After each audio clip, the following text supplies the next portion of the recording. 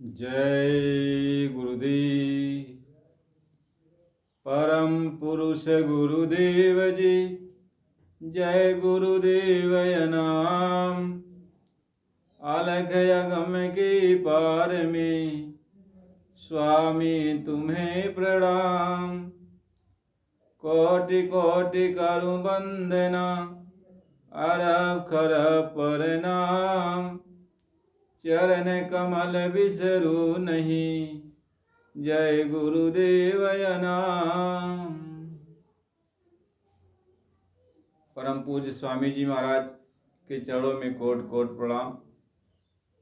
आप सभी प्रेमी सत्संगी भाई बहनों, माता पिता नर नारी बच्चे बच्चियों, सबको सादर जय गुरुदेव।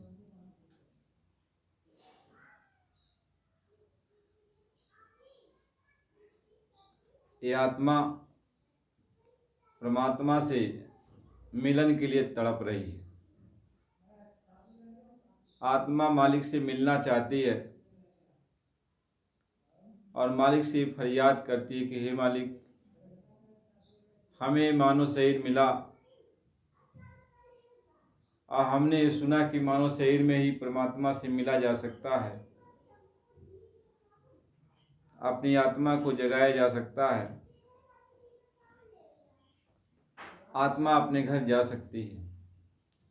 कितना कष्ट तकलीफ से आने के बाद मानव शरीर मिला, लेकिन बालापन भी बीत गया, जुआपन भी बीत गया। आप उम्र ढल रही है, फिर भी आपका दर्शन दीदार नहीं हुआ। अब सोच यही मन में आता है कि फिर होगा क्या। हे प्रभु, आप अपनी दया मेहर बरसाओ, आप कृपा करो और मेरे ऊपर दया करो। आत्मा रो करके परमात्मा से फरियाद करती है कि तड़पत राही बेहाल दरस बिना, मन नहीं माने। तड़पत राही बेहाल दरस बिना, मन नहीं माने। मालिक, अब इतनी तड़प अंदर पैदा हो रही है कि बिना आपके दर्शन के अब जीना हराम हो गया है।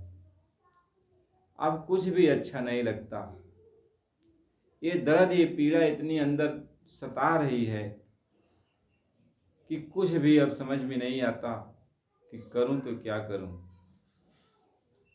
कि तड़पत राही बेहाल दरस बिना, मन नहीं माने।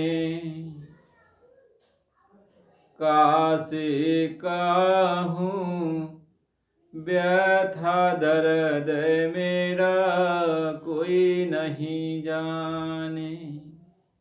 ये मेरे अंदर की जो व्यथा है, तकलीफ है, पीड़ा है, मैं किससे कहूँ। मेरा दर्द कोई समझने वाला नहीं, मेरी पीड़ा कोई समझने वाला नहीं। जब हम और जोनियों में थी, नरको 84 में जब कष्ट भोग रही थी, जो तकलीफ सहना पड़ा वह मैं ही जानती। मैंने बहुत पुकार लगाया कि हे मालिक, एक बार मानो शरीर दे दो, हम आपको याद करेंगे, आप मुझे दर्शन देना और आप जो बताएंगे वह काम हम करेंगे और अपने घर चलेंगे। इस देश में हमको नहीं रहना। और जब मानो शरीर हमें आपको मिल गया और मानो शरीर मिल गया तो बालापन में बीत गया, कमरापन आया, फिर जवानी आई, यह भी ढलती चली जा रही, लेकिन होश नहीं हुआ। महापुरुषों ने समझाया तो होश आया, और होश आया तो मैं पुकार लगा रही, आपका दर्शन नहीं मिल रहा, आप कहाँ हो। कि कासे कहूँ व्यथा दर्द मेरा, कोई नहीं जाने। निस दिन हर बार सोच, निस दिन हर बार सोच, यही मोहि सतावत। हर दिन, हर समय, हर घड़ी यही हमारे दिल के अंदर, हमारी आत्मा के अंदर यही चिंता चढ़ी रहती है कि समय बीतता चला जा रहा, लेकिन प्रभु का दर्शन दीदार नहीं हुआ। आगे क्या होगा, यह सोच सोच करके आत्मा रोती है, तड़पती है कि निस दिन हर बार सोच, यही मोहि सतावत। गुरु से कैसे मिलूं, जतन कोई बन नहीं आवत। कहते हैं अब मालिक से कैसे मिलूं, संत सदगुरु से कैसे मिलूं, उनसे भेद कैसे माप पाऊं आपका दर्शन करने के लिए। क्योंकि महात्मा जब मिलेंगे, संत जब मिलेंगे, वही आप के पास पहुंचा सकते हैं। आप ही संत के रूप में आते हो, जीवों को चेताने समझाने के लिए, संतों का दर्शन करने के लिए, संतों के पास जाने के लिए तड़पता हूँ कि मुझे कोई मिल जाए, लेकिन न अंदर कोई मिल रहा, न कोई बाहर मिल रहा।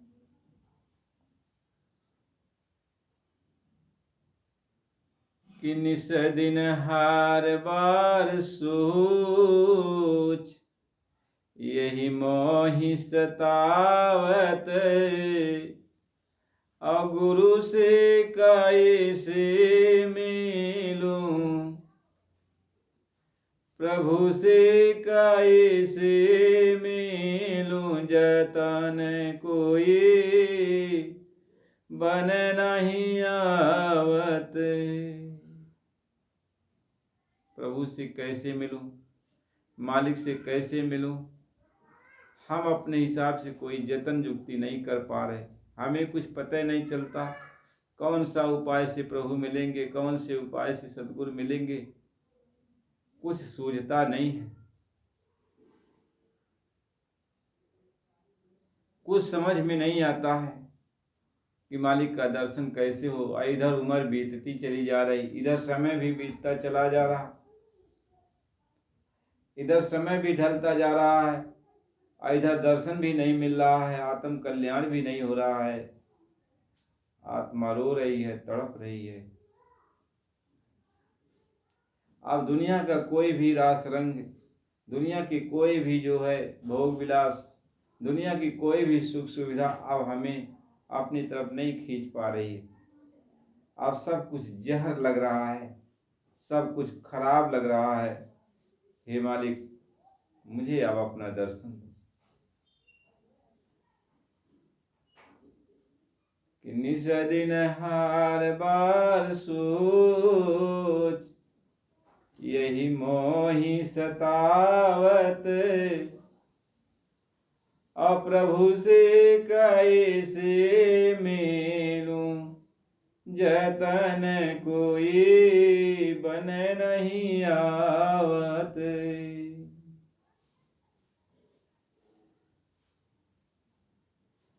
विनयांतर दीदार,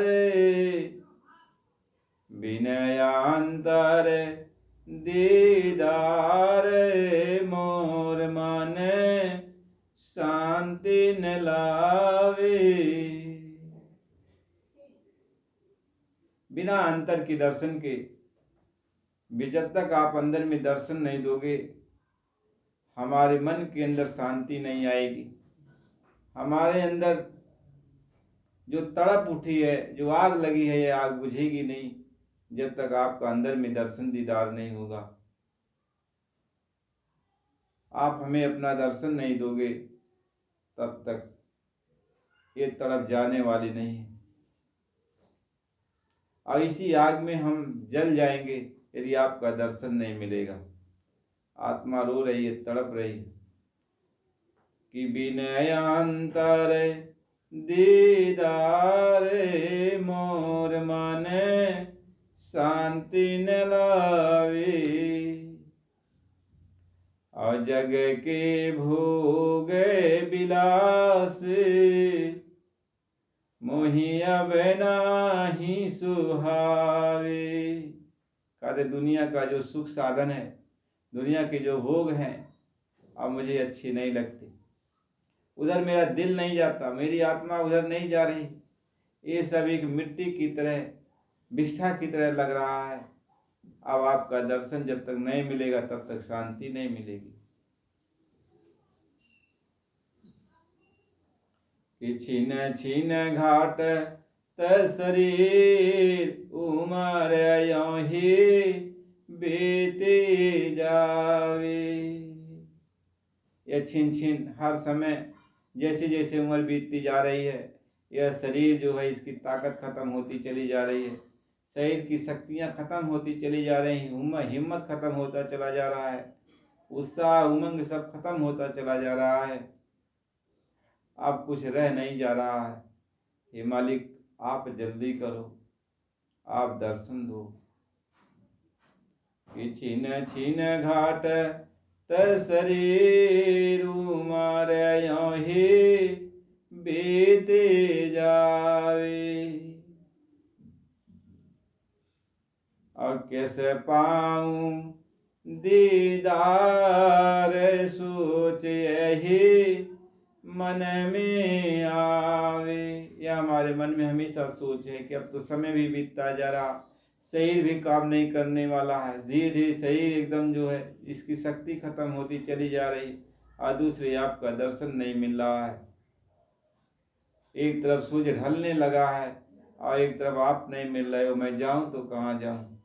आत्मा रोती है और तड़पती है और हाथ जोड़ करके मालिक से प्रार्थना करती है, हे मालिक, आप सब भी समर्थ हो, अंतर्यामी हो, प्रभु हो, अनामी हो, सबके अंदर की बात को जानने वाले हो, मेरी भी पुकार आप सुन लीजिए। कि बिन सतगुरु की मेहर बने नहीं को काजा। बिना आपकी मेहर दर्शन के, मेहर कृपा के, यह मेरा कोई काम बनने वाला नहीं है। जब तक आप स्वयं कृपा करके मुझे आके दर्शन नहीं दोगे, रास्ता नहीं बताओगे, अंदर बाहर जब तक आप अपना दर्शन नहीं दोगे, तब तक ये काम होने वाला नहीं है। मेरी आँख और मेरे कान के पर्दे ये खुलने वाले नहीं है। आँख से दिखाई नहीं पड़ेगा, कान से सुनाई नहीं पड़ेगा, न हम आँख से आपको देख सकते, न कान से आपके वचन को सुन सकते, जब तक आप अंतर का पट खोलोगे नहीं। कि बिन सतगुरु की मेहर बने नहीं को काजा।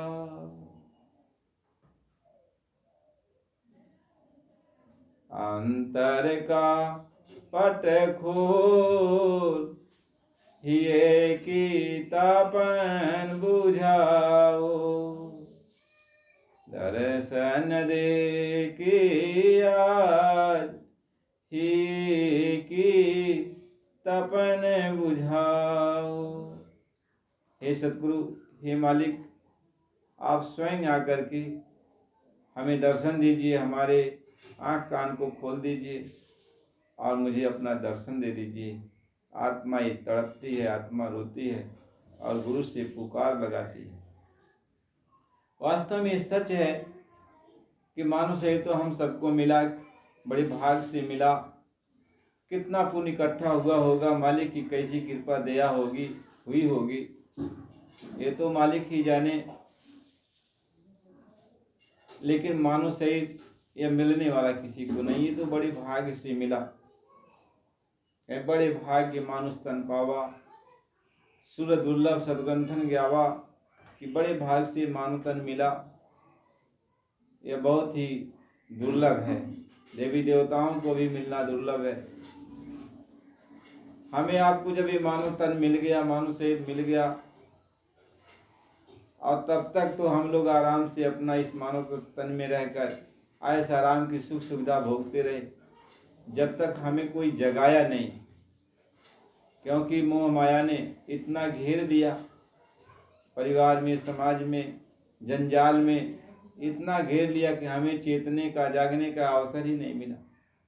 इसी मोह की रात में हम सभी लोग सो रहे, अपने अपना कहानी सुनने में, अपना पराया, इसी में हम लोग रह गए और सारी उम्र ऐसी बीतती चली जा रही। शादी विवाह हो गया, बाल बच्चे हो गए, तो अपने तन से जो जन्म लिया उसके प्रति मोह माया इतना व्याप्त गया, मालूम ये हुआ कि इसके बिना मेरा कुछ नहीं।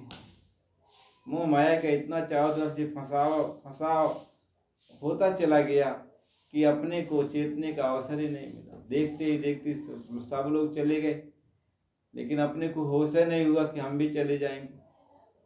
ये तो कृपा हो गई संत सदगुरु की कि उन्होंने आकर हमें समझाया, इस मोह रूपी रात से जगाया कि अरे तू क्या सो रहा है, यह वक्त आ रहा है कि तुम्हें भी इस कूड़ा कचरा को त्यागना पड़ेगा। और इस कूड़ा कचरा को जो तू ढो रहा है अपने माथे पे लेके, इसको यहाँ फेंकना पड़ेगा और तुम्हें अकेले जाना पड़ेगा। तू आया था यहाँ पे अपने घर चलने के लिए, अब तू कहाँ बहा जा रहा है, किस दिशा में जा रहा है। महापुरुषों ने समझाया कि बहे बहाए जात थी आलोक वेद के साथ, और पैर में सतगुरु मिला जब दीपक दीनो हाथ, और दीपक दीना तेल भरी, अबाती दई घाट, अपूरा किया बिसाहना बहुरिन आवे हाथ। कहते हैं लोग वेद के साथ जैसे दुनिया बह रही है, ऐसे हम लोग भी बह रहे। हम भी बह रहे, नहीं कि हम नहीं बह रहे, दुनिया बह रही है तो उनके साथ हम भी बह रहे। दुनिया जो कर रही है हम भी उनके साथ वैसा ही कर रहे। ये तो सतगुरु ने आकर के इसी बीच में हमें समझाया, कुछ कहा कि ऐसी दुनिया बह रही है, तुम भी बातें चले जा रहे। उनके पल्ले कुछ नहीं पड़ा तो तुम्हारे भी पल्ले कुछ नहीं पड़ेगा। वो नहीं कुछ लेके जा रहे, तुम भी कुछ नहीं लेके जा रहे हो, तो यहाँ किस लिए आए हो, क्या करने के लिए आए हो, किस लिए तुम्हें मानव तनिया मिला, मानव शरीर किस लिए तुम्हें दिया गया, इस पर तो कभी विचार नहीं किया। ये देखते हो सूरज और चंद्रमा, रात और दिन, ये दो चूहे हैं, ये तुम्हारी उम्र को काट रहे हैं। जिस डाली पर तुम बैठे हो मानव तन रूपी डाली पर, इस डाली को ये रात दिन चूहे काट रहे हैं और तुम्हें होश नहीं है। और इन्हीं चूहों को इन्हीं दिनों रात का तुम इंतजार करते हो। सुबह होता है तो शाम का इंतजार करते हो, और शाम होता है तो सुबह का इंतजार करते हो। यही समय तुमको काट भी रहे हैं, इन्हीं का इंतजार भी करते हो। और मालिक इस बात को समझाते हैं कि ये बच्चे जल्दी करो, ये तो काट रहे हैं। जिस डाली पर तुम बैठे हो उसी डाली को ये काट रहे हैं। इसमें श्वासों की पूंजी है, सुबह शाम श्वासों की पूंजी निकल रही। और ये श्वासों की पूंजी एक दिन निकल जाएगी। और जिस काम के लिए तुम आए हो वह काम अपना तुम नहीं कर पा रहे हो, तो अपने काम को क्यों नहीं करते। तो जगा रहे हैं, समझा रहे हैं, कहीं दुनिया सो रही है, तुम तो जाग जाओ। तो गुरु स्वयं जगाते हैं, और वो इस तरीके से जगाते हैं कि जैसे बच्चा सो रहा हो, बार बार जगाने के बाद भी बच्चा जब नहीं जागता है तो माता पिता जो भी होते हैं वो बच्चे के आँख पर पानी का छींटा मारते हैं, उसके मुंह हाथ को धोते हैं। पानी की शीतलता जब पड़ती है तो उसकी नींद टूट जाती है। तब नींद जब टूट जाती है, उसकी आँख खुलती है, बाहर संसार को देखता है, तो उसके अंदर एक ऊर्जा मिलती है, ताकत मिलती है, तो वह बिस्तर को छोड़ देता है। इसी तरीके से संत सदगुरु समझाते समझाते थक जाते हैं, जब हम उठते नहीं हैं तो शब्द, प्यार का शब्द जो है सुनाते हैं, शब्द का जल हमारी आंखों पर मारते हैं, हमारे मुंह पर शब्द का पानी डालते हैं। कहीं शब्द की चूट और लगी जब तन में, शब्द की चूट लगी जब तन में, और घर नाही चयन, चयन नाही बन में। कहते जब शब्द की चोट लग जाती, यानी सद्गुरु ने जब शब्द से जगा दिया, शब्द का जल, शब्द के पानी से आंख मुंह धो दिया, तब चोट लग जाती है कि यदि आंख खुलती है कि यदि इस तो सारा समय बीत गया, सब समय बीत गया, थोड़ा बहुत बचा है। अब अंदर घबराहट पैदा होती, मैं अपना काम कैसे करूं, अब कैसे इतना सारा काम है, अब इस काम को इतना जल्दी कैसे निपटा पाऊं।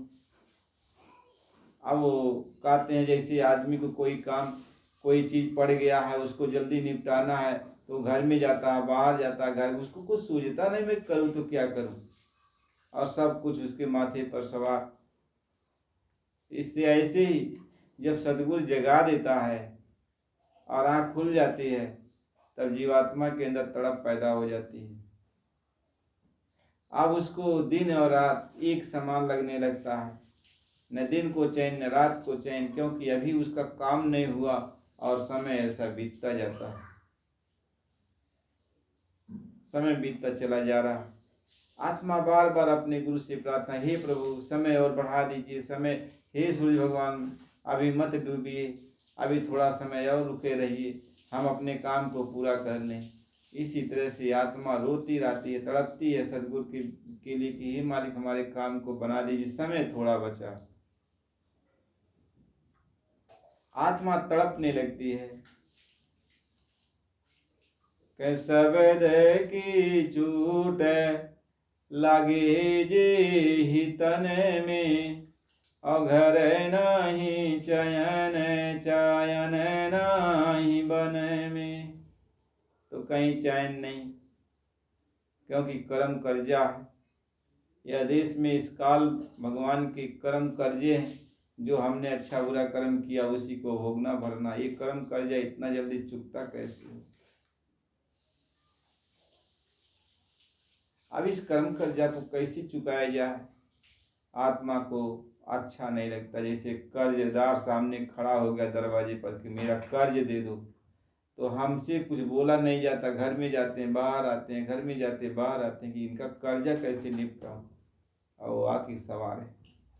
ऐसे काल कर्जा मांगता है और समय नहीं बचा, थोड़ा बहुत समय रह गया, इसका कर्जा कैसे निपटाऊं, और कर्जा नहीं निपटाऊंगा तो 84 में लेके जाएगा, नरकों में लेके जाएगा। तो आत्मा तड़पती है, सतगुरु से फरियाद करती है कि हे मालिक आप मेरी बाह को पकड़ो।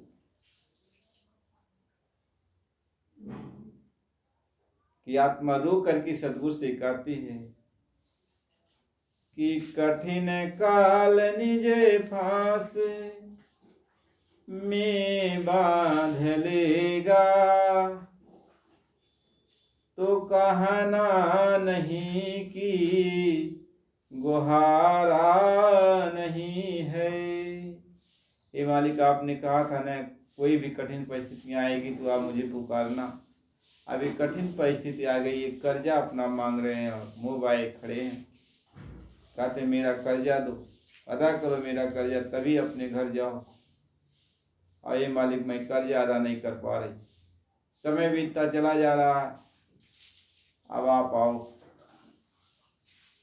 आप प्रकट हो जाओ, आप दर्शन दे दो, आप इस कर्म कर्जा से हमको आजाद करो। आत्मा पुकार लगाती है, गुरु से फरियाद करती है कि हे मालिक इस काल कर्म से हमको बचा लीजिए। आत्मा रोती है, तड़पती है। सदगुरु जब जगा देते हैं तो आत्मा के अंदर एक चैतन्यता आ जाती है अब आत्मा हर पर हर समय गुरु को अपने हृदय में बसा लेती है। सतगुरु का नाम पुकारो, सतगुरु को ही हरि धारो। अब वो सदगुरु को अपने हृदय में बिठाती है और उनके नाम को पुकारती है, अरदास करती है कि हे मालिक, मुझे इस काल देश में हम जो रह रहे हैं हमें निकालो और इस कर्म कर्जा को मालिक अदा करा दो। अब हम फिर दोबारा इस भवसागर में नहीं आना जाना चाहते, नहीं डूबना चाहते हैं। आपकी बार मेरी पुकार को आप सुन लो और मुझे भवसागर से पार कर दो। आत्मा अब सदगुरु के नाम को पुकारती है, रोती है, तड़पती है, हर पल सदगुरु को याद करती है, हर पल। कहीं किस तरीके से याद करती है आत्मा? कहीं अब जैसे मछली पानी की धारा के साथ प्यार करती है कि पानी की धारा के बिना मेरा जन्म जो है, मेरा जो जान नहीं रहेगा। यदि धारा हट गई, पानी से मैं अलग हो गई, तो यह मछली तड़प तड़प के मर जाएगी। ऐसी आत्मा ये जान गई कि यदि सदगुरु हट गए, हमारे अंदर से चले जाएंगे, तो ये काल तुरंत अपने फांस में फांस लेगा और मुझे 84 में नरकों में डाल देगा। इसलिए अब वो जान गई आत्मा कि मेरा उद्धार करने वाला सिर्फ सदगुरु के सिवाय अब कोई नहीं है। इसलिए सदगुरु से अब वो प्यार करने लगती है, सदगुरु को याद करती है, सदगुरु के सहारे अब चलती है, गुरु के सहारे हो जाती है। कहते हैं जैसे मछली को जलधारा, गुरुमुख को सतगुरु ये से प्यारा। जैसे मछली जल की धारा के साथ चलती है, प्यार करती है, ऐसे गुरुमुख जीव जो सदगुरु की शरण में पहुंच गया है, अब सदगुरु को अपने हृदय में धारण कर लेता, सदगुरु के सहारे अब चलता।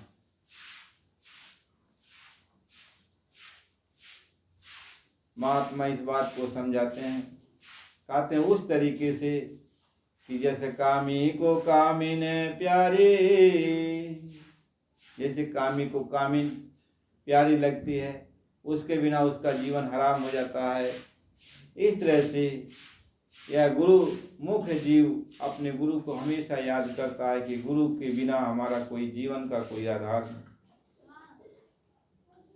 वह अपने गुरु को याद करता है कि अब गुरु ही मुझे इस काल से बचा लेगा, नहीं तो अब कोई मुझे नहीं बचा सकता, मेरे इस कर्म कर्ज को कोई नहीं अदा कर सकता है। अब आत्मा अपने गुरु को हृदय में धारण करती है, गुरु को अपने हृदय में बसाती है। महात्मा इस बात को समझाते हैं। अब आत्मा उसी डाल पे बैठी है, इस मानव तन रूपी डाल पे बैठी है और ऊपर देखती है कि भोगों की जो है वो खुशबू, वो एक एक बूंद जो है आनंद की उसके मुख में आ रहा है भोगों का, और उसको जब चाटती है तो दुनिया को भूलती है। और नीचे जब देखता है कि काल बाघ जो है मुंह बाए खड़ा है, डाल जैसे टूटेगी हम काल के मुंह में चले जाएंगे।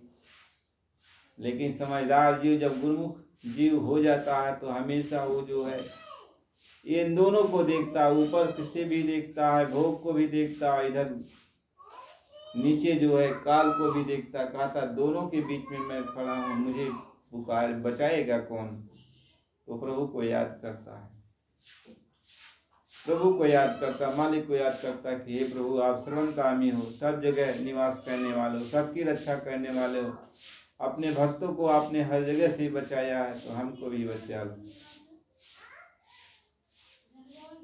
भगवान राम जब भीलनी सेवरी की कुटिया में पहुंचे तो सेवरी ने भगवान से यही कहा कि मैं तो हर तरह से नीच हूँ।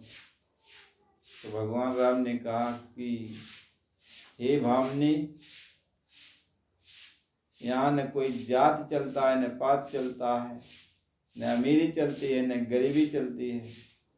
मेरे दरबार में भगवान से मिलने के लिए यदि कोई आ जाता है तो जाति पाति कुल धर्म बड़ाई ये सब को छोड़ दिया जाता है कि मानव एक भगत के नाता, हम एक भक्ति का नाता मांगते, जो मुझको याद करता मैं उसका हो जाता हूँ। तो भगवान राम को सेवरी ने जो है जूठे बैर खिलाए, लेकिन भगवान राम ने सेवरी को अपना समझा तो जूठे बैर को खा लिया।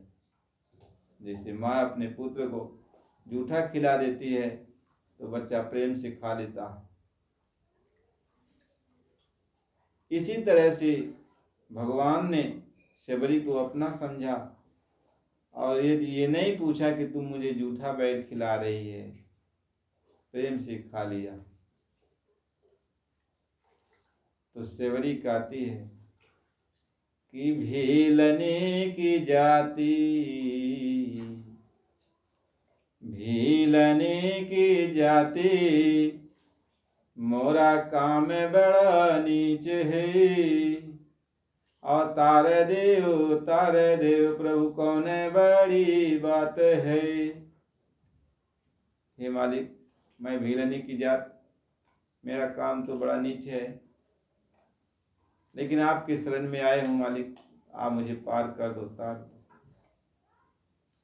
तो हम सारी आत्माएं अब सदगुरु से प्रार्थना कर रहे हैं कि मालिक, काल सामने खड़ा है, मुझे बचा लो। आपने जगा दिया, हम तो मोह माया की नींद में सोई हुई थी, लेकिन जगा दिया तो सामने देख रहे हैं कि काल खड़ा है। तो आप तो बचा लो मालिक, जगा दिए तो अब तो बचा लो, अब तो डर लग रहा। तो आत्मा गुरु से पुकार लगा रहे। तो प्रेमी भाई बहनों, सत्संग की बड़ी जरूरत है, सत्संग जरूर सुनना चाहिए। सत्संग सुनने से आत्मा के अंदर तड़प पैदा होगी, आत्मा अपने घर चलने की तैयारी करेगी। आत्मा को कैसे अपना घर मिलेगा, सत्संग के माध्यम से सब समझ में आ जाएगा और आत्मा जो है उसी जोश खरोश के साथ भक्ति के मार्ग पर लग जाएगी और अपने घर पहुंच जाएगी। इसके आगे का सत्संग फिर आपको जो है अगले वीडियो में मिलेगा। तो आप तक आप सभी सत्संग को बराबर सुना करो। देखो चैनल को आप नए हो, पहली बार सत्संग सुन रहे हो, तो आप जो है चैनल को सब्सक्राइब कर दीजिए, लाइक कमेंट कर दीजिए। कमेंट में जय गुरुदेव नाम प्रभु का जरूर लिखा करो। हमारे पुराने भाई प्रेमी जो बराबर सुनते आ रहे हैं, सबको सादर जय गुरुदेव, और नए प्रेमियों को भी जय गुरुदेव। और सबसे अरदास करते, प्रार्थना करते हैं कि आप सब लोग सत्संग बराबर सुना करो। जय गुरुदेव।